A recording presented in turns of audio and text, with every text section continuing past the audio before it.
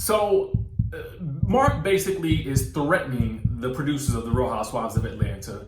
And I want to know why you guys think that Kenya Moore continuously finds herself in these relationships on television with men who completely disrespect her. Plus, we're going to be talking about Nene Leakes and Marlo appearing on Watch What Happens Live and why they think that Kenya's marriage is not legal and what Kenya is saying her karma is. Watch. Well, this is beautiful. I might put him in Potomac. Okay, yes. Yeah, he can come right on to Potomac. What's up, y'all? It's your boy Richie Sky. We are back with another video. I want to thank you guys so much for tuning into this channel. Listen, if you haven't done so by now, go ahead and hit that subscribe button down below. Hit that notification bell button so that you can be clued into when we drop new content right here on this channel. And with that being said, let's get into what we're going to be talking about today. Now, first things first, we got to get into this whole situation with Mark basically threatening the producers of the Real Housewives of Atlanta and giving us another hot mic moment on the Real Housewives of Atlanta. Oh yes, it was brutal last night on the episode. It was hard to watch. It was cringeworthy, man. Listen, I felt some type of way about it last night, but we're going to get into all of that. Then we're going to be talking about Nene Leakes and Marlo on Watch What Happens Live and what they had to say about Kenya Moore's marriage. It may or it may not surprise you. Then we're going to be discussing the reunion of Atlanta as well as what Kenya says her karma is, okay? You got to stick around for all of that, and then we're going to get into the episode, okay? So let's go ahead and break this thing down nice and quick, okay? First things first. I know I'm going to be jumping ahead to the end of the episode, but for those of you guys who just come for the news, let me give that to you first. Last night on the Real Housewives of Atlanta, MARC Daly definitely threatened the producers of the Real Housewives of Atlanta, as well as told us that this was the last time that they were going to see him. Let me break it down for you. At the end of the episode, I'm assuming that Mark was basically over the whole filming process and he was ready to be done with it. Now, clearly he is not a veteran at reality television, because when you know that the cameras don't stop rolling until the scene is done, okay? And that's when they say they're done, okay? It's not you. You're not even an employee of Bravo. They're basically doing you a favor by filming this event because of your wife, okay? And for that matter, I just feel like, well, let me get into what he had to say and then I'm gonna get into how I feel about it, okay? So at the end of an event, I mean, the entire night was basically really contentious between him and Kenya. He is seen basically trying to leave the event. Now, at this point in time, they're trying to end it. And then the screen blacks out at the end of an hour and 15-minute episode of The Real Housewives of Atlanta. And he basically says this: tell them that's it. They can't film forever. Tell them they gotta wrap it. And then the producer says, you got it. You got it. Basically saying, okay, cool. We got you. We got you. And then he says, don't tell me you got it. I'm giving you 5 minutes and then I'm gonna take care of it. Then he says, if I come back down, it's gonna be ugly. And then he says, I don't give a F. End it. Now, you guys may remember seeing the infamous end it in the preview for the episode that we talked about this past weekend. Then he says this was his final shot, and it was pretty much the nail in the coffin.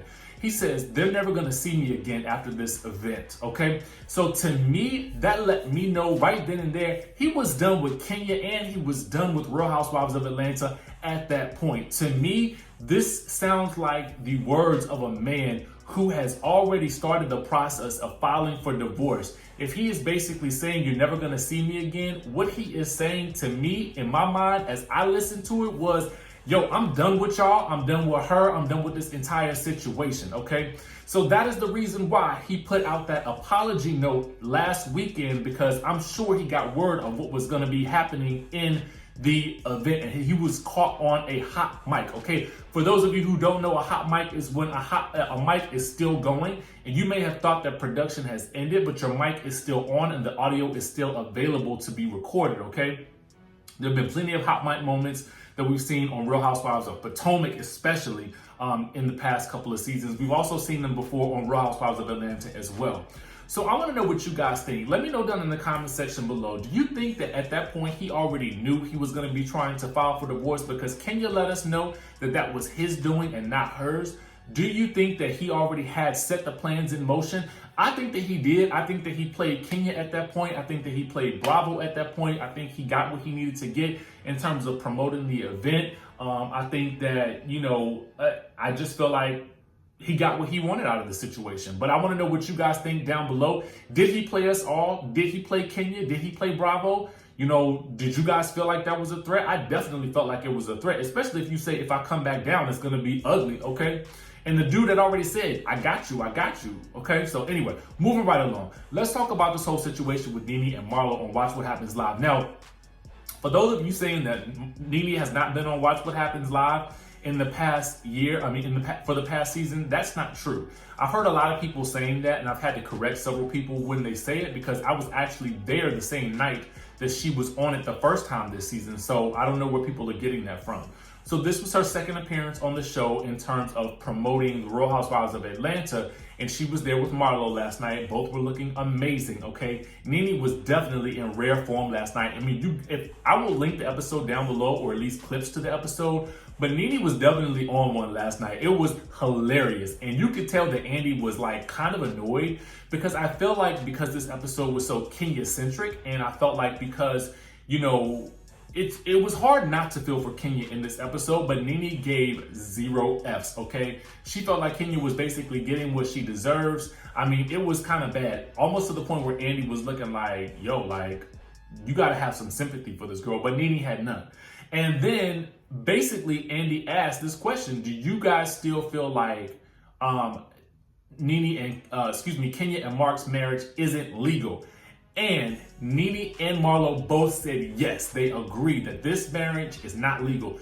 Now, for me, I don't know if I've seen any paperwork or any documentation, and if you guys have, comment down below.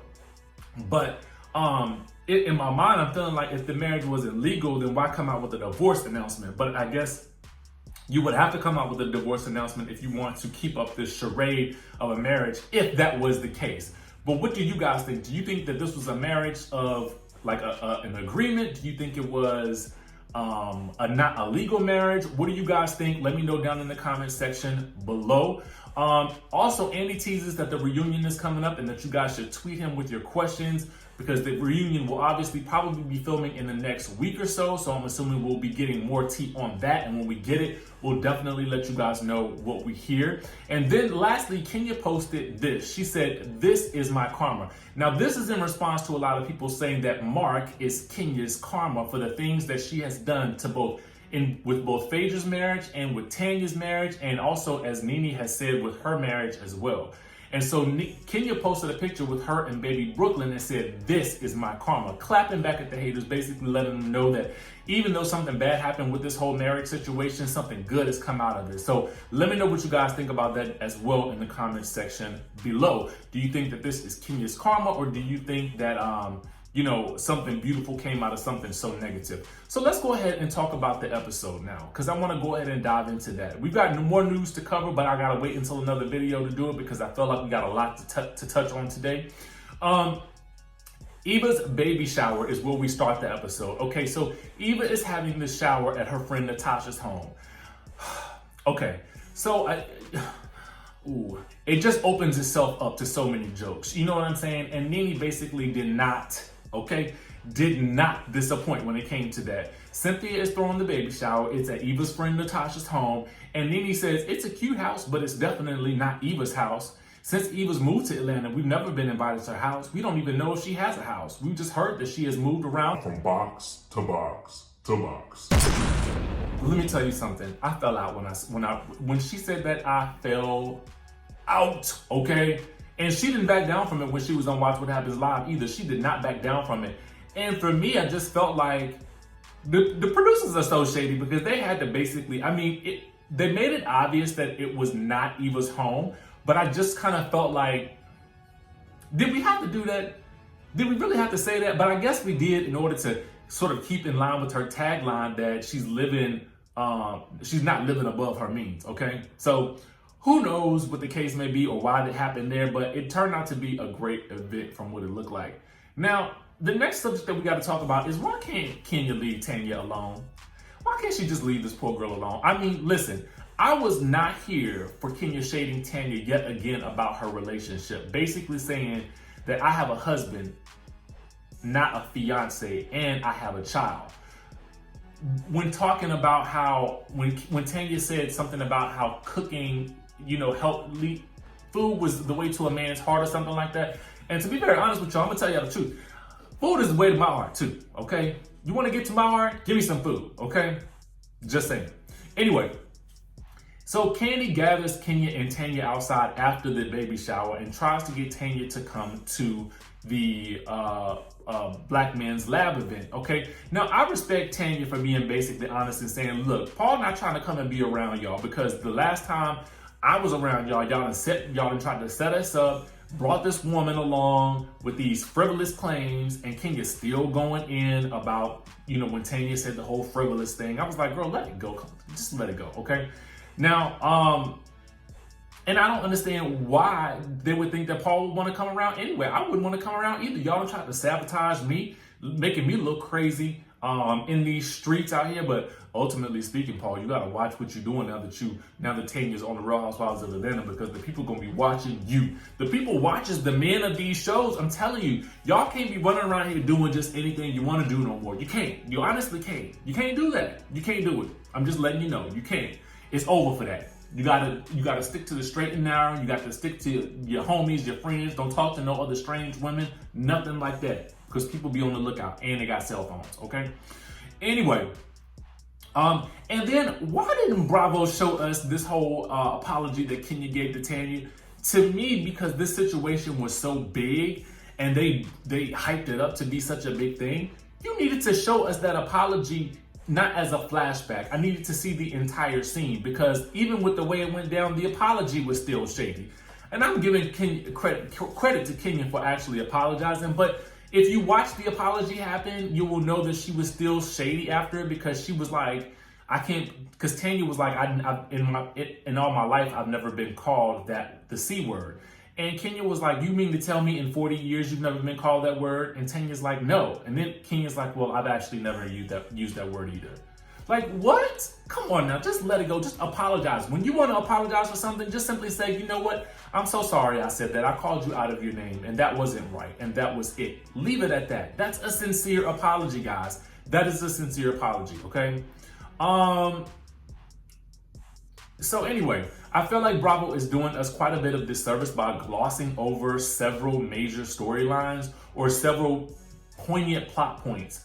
One being when Tanya and Nene first got together to smooth over their friendship. Two, because they flashed back to it several times earlier this season. The second thing is we didn't even know that Eva was having a difficult pregnancy up until the time it was that she was about to almost give birth at Nene's jungle event, and we had no idea why she didn't want to go to the hospital. Had we been given that background, we would have known that she was having a difficult pregnancy all along, and so we would have been better prepared for that. And then now we get this whole moment where we didn't even see the apology happen between Kenya and Tanya, and that was such a huge plot point for the show. I don't understand what they're doing here. Anyway, Kandi is auditioning for a role in The Chi in which she's gonna have to be naked with another woman. And to me, I just feel like all the stuff that, now I know what Porsha said was bad, okay? But I mean, sometimes I be feeling like maybe Kandi's smart. Here it is, Kandi's smart. She's using the things that people have said about her in the past to make money in the future. So honestly, I'm gonna let it go because I feel like she is smart. She is smarter than the average bear when it comes to these coins, okay? And she about to get all these coins with these acting gigs. But my only thing is, girl, you about to have this baby. You about to bring this baby home, and you want to be running around doing some soft core, some soft porn over here on the bed. You know what I'm saying? With your baby coming, I don't understand. You got to get your priorities straight, girl. Get your priorities straight. Anyway, so Cynthia and Kenya meet, okay, at the Cynthia's house.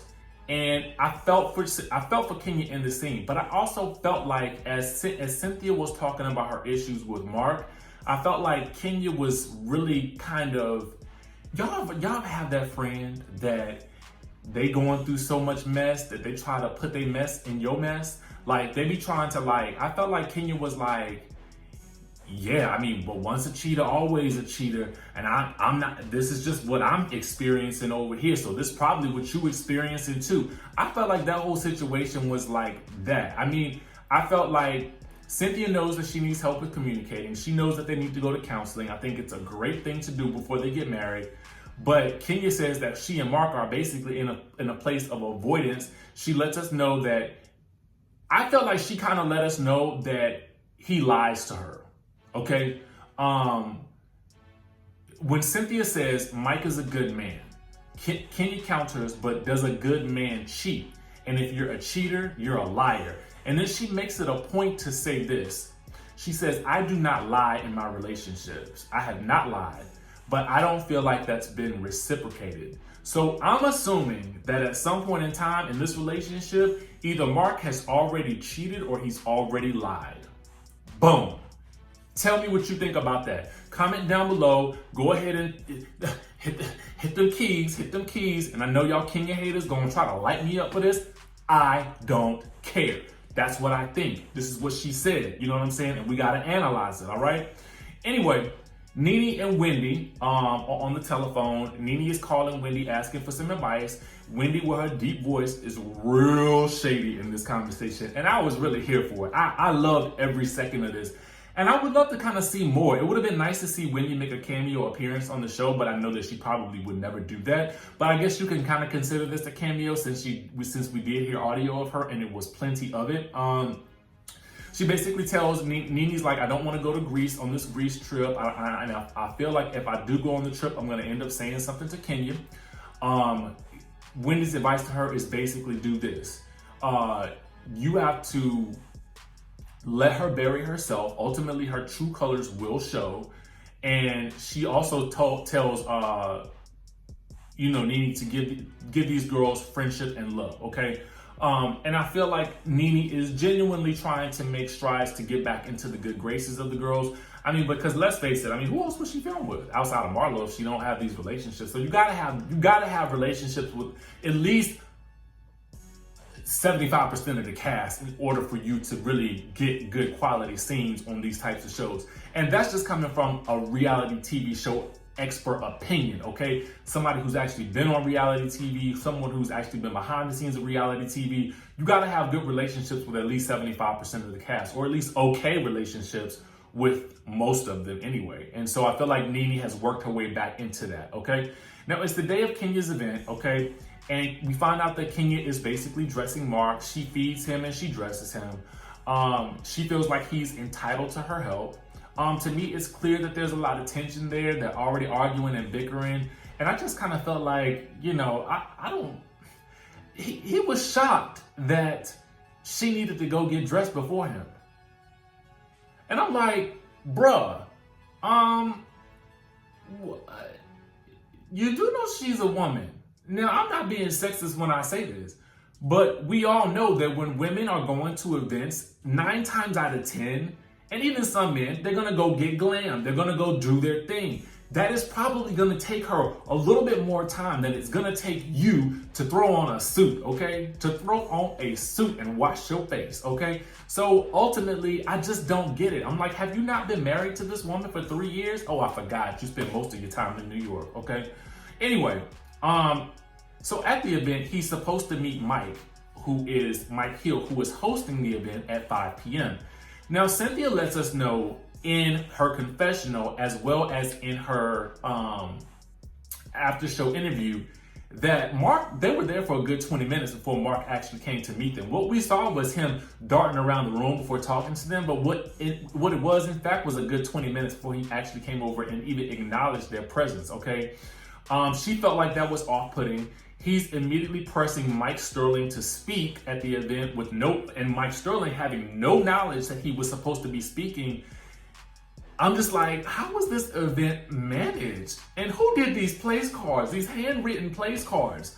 Why do we have handwritten place cards at an event of this magnitude? I just don't get it, especially for your central cast members. If you're gonna be doing an event like that, you would want to at least have those printed out. And I'm not even an event expert, but at least have them printed out for the table of the main cast and the stars that we're gonna actually see, because those are gonna be the tables that the cameras are focusing on. Anyway, there's drama when Tanya arrives about where she's gonna be sitting at. Kenya wants her to sit away from the group. Porsha and Tanya want Tanya to sit with the group. Ultimately, Tanya ends up sitting with the group, and I still keep thinking to myself, Kenya, why can't you just leave this girl alone? Can you just let her breathe? Can you take your foot off her neck for 1 second, okay? Tanya ain't hurting nobody. Come on now. Anyway, and all I keep thinking is, while all of this seating chaos is happening, is where is the event planner, okay? Where is the event planner? Kandi Burruss would never, okay? I felt like Kandi would have had her whole team planning this event, and she would have just came and showed up.